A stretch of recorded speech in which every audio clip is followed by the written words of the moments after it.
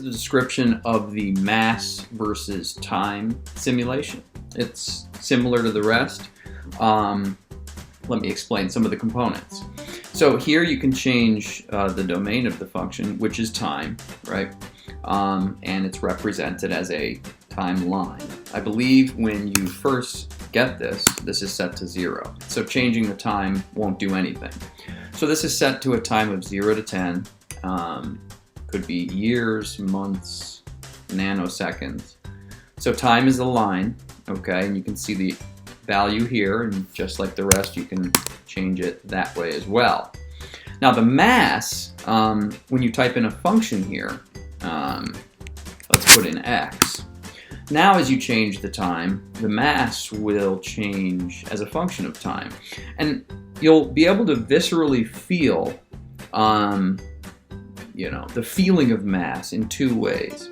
One is the square block here is going to physically get larger, right? So up here it's smaller, and down here it's larger. So that kind of makes you feel like it's heavier. The second thing though is you want to think about this piece here as kind of like a plunger weight. The heavier this is, the more it's going to press down on this kind of a spring or plunger weight.